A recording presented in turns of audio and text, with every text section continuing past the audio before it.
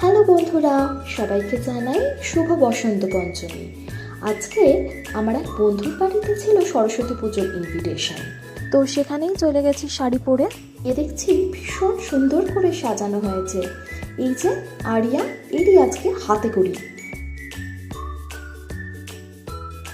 যতটুকু এখানে বিদেশে পাওয়া যায় তাই দিয়েই পুজো করা হয়। সুব্রতা অলরেডি পুজোয় বসে গেছে।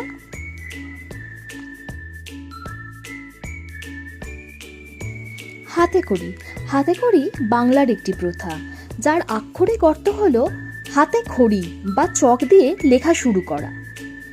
সরস্বতী পুজোর দিনে এটি একটি শিশুর আনুষ্ঠানিক শিক্ষা বা বিদ্যাচর্চার সূচনাকেই বোঝায়।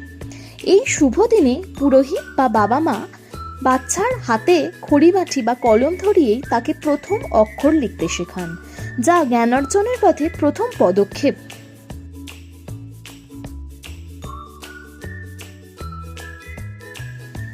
আরিয়াও ছিল ভীষণ এক্সাইটেড, তাই বাবার কোলে বসে আজ অ আ ক খ ABCD 1 2 3 4 কতই না কিছু লিখে ফেললো।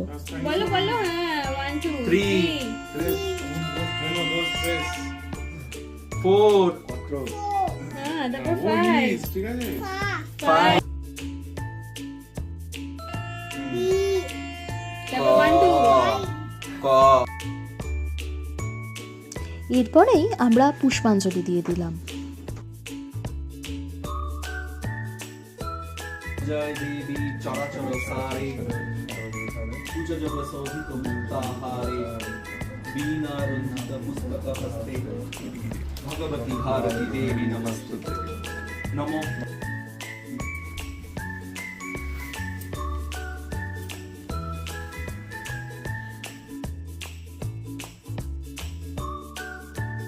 মা সরস্বতীকে যা ভোগ দেওয়া হয়েছে তা সবই রিয়া নিজে হাতেই বানিয়েছে।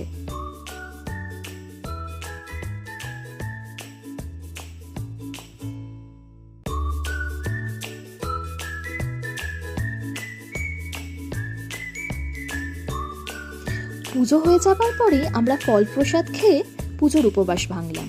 তারপরেই রিয়া নিজে হাতে বানিয়েছিল খিচুড়ি, বেগুনি, আলুর দম, বাঁধাকপি, পায়েস, আর আমি করে নিয়ে গেছিলাম ছানার পায়েস আর চাটনি।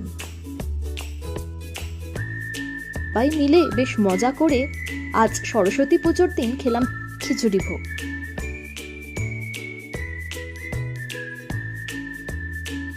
সব মিলিয়ে আজ সরস্বতী পুজোর সন্ধেটা বেশ ভালোই কাটলো।